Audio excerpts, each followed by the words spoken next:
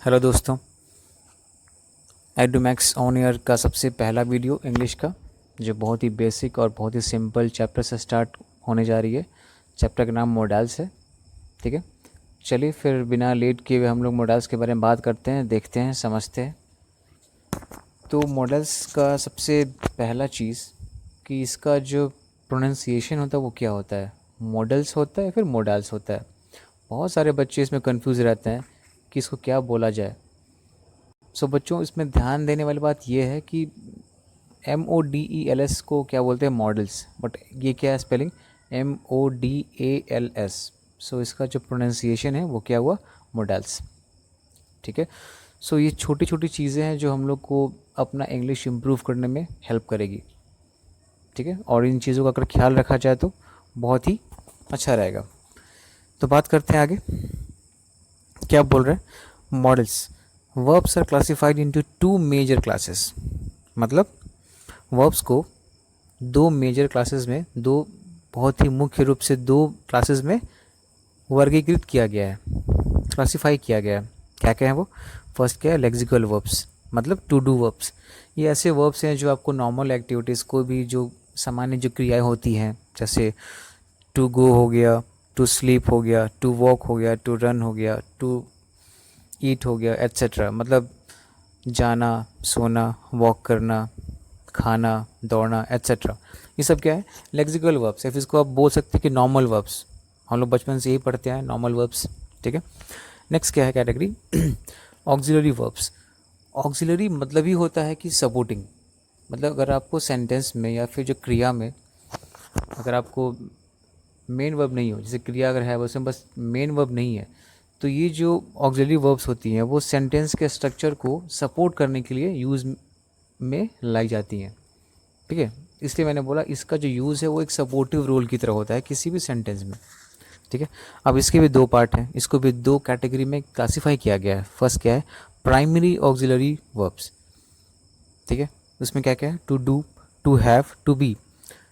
To do में क्या होता है, do, does, did. To have में क्या होता है, हैव, हैज़ और हैड। टू बी में क्या होता है, is, am, are, was, were. ये सबको पता है, ये नॉर्मल बेसिक हैं जो हम लोग बहुत ही बचपन से उसको पढ़ते आए, समझते आए। आगे बढ़ते हैं, नेक्स्ट क्या है, मॉडल्स ऑक्सिलरी वर्ब्स। इसमें क्या है, can, may, shall, will, could, might, should, etcetera. तो ये सब सारे क्या हैं, दोनों ऑक्सिलरी वर्ब्स हैं। ओके, सो चैप्टर स्टार्ट होने से पहले कुछ एक बहुत ही इम्पोर्टेंट पॉइंट्स हैं मॉडल्स के बारे में, जो हम लोग के लिए समझने के लिए बहुत ज़रूरी है और ये आपको आगे काम में आएगी। ये कैसे काम में आएगी इसके बारे में डिस्कशन बाद में करेंगे, लेकिन पहले समझते हैं कि क्या है वो 4 पॉइंट्स जो हैं वो क्या क्या हैं जो हम लोग के लिए समझने के लिए बहुत ज़रूरी है। राइट, आगे बढ़ते हैं, क्या है फर्स्ट पॉइंट, कहते हैं देखिए, modals are used only as a helping verbs. ये मैंने आपको पहले ही बताया कि जो मॉडल्स होती हैं it is type of auxiliary. So जाहिर सी बात है, जब ये ऑक्सिलरी है तो किसी भी सेंटेंस में मेन वर्ब के फॉर्म में काम में नहीं आएगी, बल्कि एक हेल्पिंग वर्ब के वो फॉर्म में काम आएगी।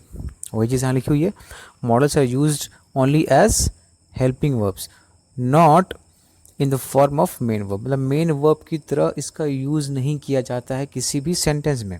राइट, तो ये फर्स्ट पॉइंट हो गया। नेक्स्ट क्या है, modals do not have participle forms such as V1 to V5। Right, आपको ये पता होगा कि कोई भी लेक्सिकल वर्ब से फिर कोई भी नॉर्मल वर्ब्स की अगर बात करें हम लोग, एग्जांपल के लिए ईट की बात करते हैं, मतलब खाना। सो V1 क्या होता है, ईट होता है, V2 eight, V3 eaten, eating क्या हो गया V4, एंड ईट्स क्या होता है V5। सो नॉर्मल वर्ब्स में क्या होता है, ये 5 फॉर्म्स होते हैं, बट मॉडल्स में क्या होता है, ये लोग पार्टिसिपल फॉर्म्स को रखते ही नहीं है। They do not have any participle forms. मतलब किसी भी मॉडल्स के, वो कैन हो गया, मे हो गया, शैल हो गया, विल हो गया, उसके पार्टिसिपल फॉर्म्स नहीं होते। राइट, ये सेकंड पॉइंट था। नेक्स्ट पॉइंट क्या है, all modals are used in the basic form. सारे मॉडल्स जो हैं बेसिक फॉर्म में यूज़ होते हैं, जो जिस फॉर्म में लिखते हैं उसी फॉर्म में यूज़ होते हैं, एक्सेप्ट दो ऐसे मॉडल्स हैं जैसे ऑट एंड यूज्ड, जो हमेशा किसके साथ यूज़ होते हैं, टू के साथ। बोलने का मतलब ये है, सिंपल भाषा में, कि सारे मॉडल्स का यूज़ हम लोग बेसिक फॉर्म में करते हैं, लेकिन ऑट एंड यूज का जो यूज़ है हम लोग टू के साथ करते हैं। ठीक है, इसका कैसे यूज़ करते हैं वो आगे ये बात करेंगे, बट ये बेसिक आपको अभी ये माइंड में सेट कर लेना है, राइट। लास्ट पॉइंट क्या है, use to, ought to and need are called marginal modal auxiliaries। इन तीनों को किसको यूज टू को, ought to को और need को हम लोग मार्जिनल मॉडल ऑक्सिलरीज बोलते हैं। क्यों बोलते हैं वो हम बात करेंगे आगे, बट ये याद रख लीजिएगा। ठीक है, तो ये अभी इसका इंट्रोडक्शन पार्ट था। ठीक है, आगे बढ़ते हैं, हम लोग यूज़ स्टार्ट करते हैं कैन का, जो बहुत ही सिंपल है और आप लोग इसका यूज़ पहले से जानते भी हैं। आपके लिए एक ये तरह से रिवीजन हो गया, ये बचपन में जो पढ़ा है, मे बी कुछ एक यूज़ ऐसा हो जो आपको पता नहीं हो, so it will be beneficial for you guys. ठीक है, इसको समझते हैं, ये आपके लिए हेल्पफुल रहेगा। फर्स्ट यूज़ क्या है देखिए कैन का, पावर, एबिलिटी, कैपेसिटी, मतलब शक्ति, योग्यता और क्षमता, मतलब इन तीनों चीज़ को दर्शाने के लिए हम लोग कैन का यूज़ करते हैं। क्या क्या है ध्यान दीजिएगा, पावर मतलब शक्ति, एबिलिटी एंड कैपेसिटी। तो इन तीनों चीज़ को दर्शाने के लिए, इन तीनों चीज़ को जब भी हम लोग सेंटेंस में अगर बात करते हैं कि बताना पड़ेगा, तो फिर हम लोग कैन यूज़ करेंगे। ठीक है, राइट। सो एग्जांपल देखते हैं। एग्जांपल्स आपके हेल्प के लिए, आपको ये समझने के लिए कि किसी भी मॉडल्स का जो यूज़ है कैसे किया गया है और उसका कैसे मीनिंग निकल के आ रहा है, वो क्या मीनिंग दे रहा है, राइट। फर्स्ट एग्जांपल क्या है देखिए, Sunny can speak English well, मतलब सनी इंग्लिश अच्छे तरीके से बोल सकता है, राइट। ये क्या है, उसकी एबिलिटी है, उसकी योग्यता है। The bear can climb a tree, ये क्या है, बियर की एक उसकी क्षमता है या फिर योग्यता है कि बियर जो भालू है वो पेड़ पे चढ़ सकता है। I can solve this problem, मतलब मैं ये प्रॉब्लम सॉल्व कर सकता हूँ, ये भी मेरी क्या है, योग्यता है। तो मैंने वही बोला कि शक्ति, योग्यता और क्षमता को दर्शाने के लिए जो मॉडल्स यूज़ करते हैं वो क्या होता है, कैन। कैन को हम लोग यूज़ करते हैं। नेक्स्ट क्या है, परमिशन, फर्स्ट हो गया। सेकेंड की बात करते हैं, परमिशन मतलब अनुमति। किसी भी चीज़ को करने के लिए, कोई कार्य को करने के लिए अगर हम लोग किसी से परमिशन लेते हैं तो उस केस में हम लोग क्या करते हैं, कैन को यूज़ करते हैं। जैसे Sita can go now, Sita अब जा सकती है, मतलब कोई किसी को परमिशन दे रहा है, सीता को परमिशन दे रहा है कि सीता अब जा सकती है, अनुमति दे रहा है उसको, right. Next, can I eat a bread, क्या मैं एक ब्रेड खा सकता हूँ, इसमें क्या हो रहा है, परमिशन मतलब अनुमति से मांग रहा है। ठीक है, नेक्स्ट क्या है, you can take a piece of bread, मतलब तुम एक ब्रेड का टुकड़ा ले सकते हो। तो दोनों क्या है इसमें, एक में परमिशन ले रहा है, एक में परमिशन दे रहा है। सो परमिशन लेने या देने का जो प्रोसेस है उसमें हम लोग क्या करते हैं, कैन को यूज़ करते हैं। नेक्स्ट क्या है, थियोरेटिकल पॉसिबिलिटीज, सैद्धांतिक संभावना, ऐसी चीज़ जो संभावित हो सकती है या फिर ऐसी चीज़ की अपेक्षा की जा सकती है। एग्जाम्पल देखते हैं, any buddy can make mistakes, right. क्या बोल रहे हैं, any buddy can make mistakes, तो कोई भी गलतियाँ कर सकता है, ये नॉर्मल ह्यूमन टेंडेंसी है। अगर कोई ह्यूमन बींग्स है जो मानव है, वो गलतियाँ कर सकता है। सो एक संभावना है, एक संभावित चीज़ है, तो उसके लिए हम लोग क्या यूज़ करते हैं, कैन यूज़ करेंगे। Next, electricity can be dangerous, electricity खतरनाक हो सकता है। ठीक है, यही बात सही है, ये भी संभावित चीज़ है। पेट्स कैन बी अनहाइजीनिक, मतलब पेट्स अनहाइजीनिक हो सकते हैं। मैं ये नहीं बोल रहा हूँ कि पेट्स अनहाइजीनिक होते ही हैं, मैंने बोल रहा हूँ संभावित चीज़ है। पेट्स अनहाइजीनिक हो सकती है, बिजली खतरनाक हो सकती है, राइट। सो ये सब संभावित चीज़ें हैं, एक सैद्धांतिक संभावना है। तो इन चीज़ों को दर्शाने के लिए क्या यूज़ करते हैं, कैन यूज़ करते हैं, राइट। आगे बढ़ते हैं। नेक्स्ट क्या है, हैबिट मतलब आदत, नेचर प्रकृति या फिर प्रवृत्ति या फिर व्यवहार, इन सारी चीज़ों को दर्शाने के लिए हम लोग कैन का यूज़ करते हैं। किसी भी आदमी के आदत को बताने के लिए, जो उसका जो व्यवहार है, जो उसका प्रवृत्ति है, उसको बताने के लिए हम लोग क्या करते हैं, कैन का यूज़ करते हैं। जैसे a saint can harm nobody, a saint मतलब क्या होता है, साधु। ठीक है, a saint can harm nobody मतलब एक साधु किसी को नुकसान नहीं पहुंचा सकता है। ये उसकी एक प्रवृत्ति होती है, उसका एक सौम्य स्वभाव होता है एक साधु की, कि वो किसी का नुकसान नहीं पहुंचा सकता है, राइट। तो ये क्या बता रहा है, वो उसकी एक प्रवृत्ति बता रहा है, व्यवहार बता रहा है। ठीक है। Next, he cannot be polite. Polite मतलब क्या होता है? नम्र। क्या बोल रहा हूँ? ही कैनॉट बी पोलाइट मतलब वो नम्र नहीं हो सकता, ये उसकी प्रवृत्ति है। अ traitor can deceive anyone. Traitor मतलब क्या होता है? देशद्रोही बोल लीजिए, या फिर एक धोखेबाज। तो एक धोखेबाज या फिर एक देशद्रोही किसी को भी धोखा दे सकता है। डिसीव मतलब धोखा देना। सो जब मैं आपको कुछ मैं बताता हूँ कोई टॉपिक या फिर एक छोटा सा कॉन्सेप्ट, तो कुछ एक वर्ड्स आपके सामने आएंगे। अगर वो वर्ड्स आपके लिए नए हैं तो वीडियो को वहीं पॉज कीजिए, वो वर्ड्स लिखिए और उसका मीनिंग मैं आपको बताता चलूँगा, ताकि आपके पास वर्ड्स का कलेक्शन भी बढ़े और आगे आने वाले क्लासेस में आपको ये हेल्प करेगा, कंफर्म हेल्प करेगा। सो वीडियो पॉज करके आप उन वर्ड्स को नोट कर सकते हैं, ठीक है। तो आगे बढ़ते हैं। Next models, could. हम लोग अभी क्या करेंगे? कुड के जो यूज़ है उसको समझेंगे कि कैसे कैसे कुड को यूज़ करते हैं, ठीक है। तो फर्स्ट यूज़ क्या है? As a past tense of can. मतलब कैन के पास्ट टेंस के रूप में हम लोग इसको यूज़ कर सकते हैं। पास्ट टेंस मतलब जो भूत में हो चुका है, मतलब फिर जो पहले हो चुका है, ठीक है। जैसे मान लीजिए मैं एक एग्जांपल दे रहा हूँ, बहुत ही सिंपल एग्जांपल है। I can drive a car, मतलब मैं एक कार ड्राइव कर सकता हूँ। तो उसने क्या बोला कि वो प्रेजेंट के रेफरेंस में बात कर रहा है कि वो अभी एक कार ड्राइव कर सकता है। बट अगर ये बोलता है कि I could drive a car, मतलब वो एक कार को ड्राइव कर सकता था, ठीक है।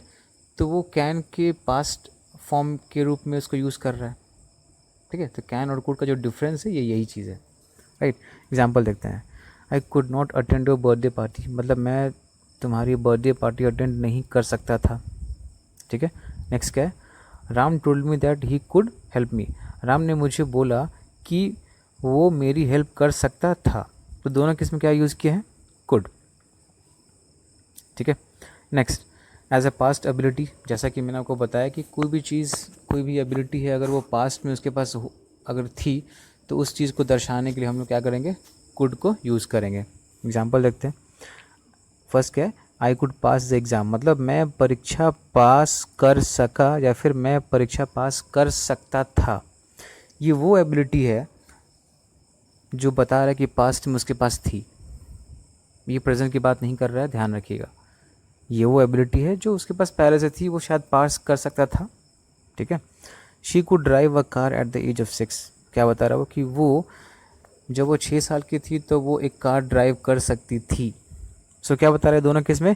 पास्ट एबिलिटी, ऐसी एबिलिटी जो उसके पास पास्ट में थी, राइट। नेक्स्ट, ये आपको समझ लीजिए कि बहुत ही इम्पॉर्टेंट पॉइंट है, पोलाइट रिक्वेस्ट। नॉर्मली जो हम लोग रिक्वेस्ट करते हैं तो हम लोग मे यूज़ करते हैं, कैन यूज़ करते हैं, ठीक है। सही है, वो भी सही है। मैं बोल रहा हूँ कि जब भी अगर आपको किसी भी चीज़ के लिए, किसी भी कार्य को करने के लिए, कहीं जाने के लिए, आने के लिए, किसी भी काम के लिए, अगर आपको वही अनुरोध, वही रिक्वेस्ट अगर बहुत ही पोलाइट तरीके से करना हो, बहुत ही विनम्र तरीके से करना हो, तो हम लोग क्या यूज़ करते हैं? कुड यूज़ करते हैं। ये जो एग्ज़ाम्पल है, ये जो मॉडल है, आपको बहुत इंपॉर्टेंट है और एग्ज़ाम में इससे क्वेश्चंस बहुत आते हैं, ठीक है। क्या बोल रही है? विनम्र अनुरोध करने के लिए हम लोग कुड का यूज़ करते हैं, ठीक है। एग्जाम्पल क्या देखते हैं? Could I sit here next to you, क्या मैं आपके बगल में बैठ सकता हूँ, ठीक है। नेक्स्ट क्या है? Could I go home now, क्या मैं अभी घर जा सकता हूँ। सो यहाँ पे कैन भी लगा सकते हैं, मे भी लगा सकते हैं, कोई दिक्कत नहीं है। बट जब यहाँ पे कुड लगता है ना, तो ये स्वाभाविक रूप से ये जान पड़ता है कि ये बहुत ही विनम्र तरीके से पूछा गया या फिर रिक्वेस्ट किया गया स्टेटमेंट है, यही अंतर है। अब यहाँ पे कुड लगाने का मतलब ये नहीं कि है कि आप इसको ये समझ लीजिए कि ये पास्ट के रेफरेंस से पूछा गया, नो। ये बहुत ही विनम्र तरीके से पूछा गया किसी कार्य के लिए, एक रिक्वेस्ट है, राइट। चलिए आगे बढ़ते हैं। Last, possibility in unreal conditions. अब ये अनरियल कंडीशंस क्या है? अनरियल कंडीशंस वो है जो रियल नहीं है, मतलब जो काल्पनिक है, इमेजिनरी है। मतलब ऐसा कंडीशन जो हम लोग मन में सोचते हैं, विचारते हैं, एक काल्पनिक चीज़ है जो सत्य नहीं है, जो सच नहीं है। या फिर उसको ये बोल लीजिए कंडीशनल सेंटेंस। कंडीशनल सेंटेंस के बारे में हम लोग पढ़ेंगे, डिटेल्स में पढ़ेंगे, ठीक है। तो दोनों चीज़ एक ही है। पॉसिबिलिटी मतलब किसी भी अनरियल कंडीशन में किसी चीज़ की संभावना या फिर किसी भी चीज़ की होने की स्थिति, ठीक है, एग्जाम्पल देखते हैं फिर क्लियर होगा। क्या है, if they had more money, अगर उनके पास ज़्यादा पैसा होता, they could buy a plane, तो वो एक प्लेन खरीद सकते थे। क्या बोल रहा है ये, if they had more money, अगर उनके पास ज़्यादा पैसा होता तो, ये तो है ना, आपको ये दर्शा रहा है, ये आपको बता रहा है कि ये क्या है, एक कंडीशन है, आपके साथ एक ऑब्लिगेशन इसमें जुड़ा हुआ है कि अगर ये कंडीशन पूरी होगी तब भी वो चीज़ पूरी होगी। ठीक है, तो जब भी अनरियल कंडीशंस आएंगी या फिर जब भी आपको कंडीशनल सेंटेंस आएगी तो उस केस हम लोग कुड का यूज़ करेंगे। ठीक है, वैसे तो कंडीशनल सेंटेंस में बहुत सारे मॉडल्स यूज़ होते हैं, बट कुड का एक अलग ही रोल है, उसके बारे में हम लोग डिटेल्स में स्टार्ट करेंगे जब हम लोग चैप्टर पढ़ेंगे तब। ठीक है, नेक्स्ट क्या है, if he could help he would, अगर वो हेल्प कर सकता तो वो करता या फिर करेगा। ठीक है, तो यहाँ भी क्या है, एक कंडीशन है। सो कंडीशन सेंटेंस में आपको ध्यान रखना है कि कुड का यूज़ बहुत ही एक अहम रोल प्ले करता है। ठीक है, तो इस वीडियो में हम लोग अभी कैन और कुड का ही समझेंगे। ठीक है, उसके बाद हम लोग आने वाले वीडियोस में जो बाकी के जो मॉडल्स हैं हम लोग धीरे धीरे करके उसको अच्छे से पढ़ेंगे और उस पर डिस्कस करेंगे, ताकि आपको समझने में कोई परेशानी नहीं हो। एक साथ ओवरडोज लेना भी ठीक नहीं है, राइट। सो अभी तक मेरे हिसाब से कोई डाउट नहीं होना चाहिए। अगर आपको डाउट होता है तो इस वीडियो को दोबारा वॉच कीजिए, आई होप कि इशू नहीं होगा। इन केस अगर इशू या फिर डाउट होता भी है तो प्लीज़ कमेंट बॉक्स में टाइप कीजिए, अपना जो डाउट है उस पर भेजिए, आपको जो उसका सॉल्यूशन है वही मिल जाएगा। ठीक है, और बहुत इम्पोर्टेंट चीज़ अगर आपको ये वीडियो अच्छा लगता है तो इसको लाइक करना है, शेयर करना है और सब्सक्राइब करना है और बेल आइकन पे क्लिक कर देना है, बिकॉज़ बेल आइकन पे क्लिक करने के बाद जो भी फ्यूचर में अपलोड होने वाली वीडियोस रहेंगी, वो इंग्लिश की हो, मैथ्स की हो, साइंस की हो, उसका नोटिफिकेशन आपको फ़ोन में मिल जाएगा और आप लोग उसको डायरेक्टली वहाँ से वॉच कर सकते हैं। ठीक है, तो ये रहा आज का वीडियो। और आपको मैंने पहले बताया था कि इसको शेयर भी करना है, बिकॉज़ शेयर फॉर हेल्प, आपका एक शेयर किसी की हेल्प कर सकता है, ये बात याद रखिएगा। ठीक है गाइस, तो आज का इतना ही रहेगा, बाकी आगे आने वाले वीडियोस के लिए जल्दी मिलते हैं आपसे वीडियोस में। ठीक है, थैंक यू, अपना ख्याल रखिए, स्टे होम और स्टे सेफ।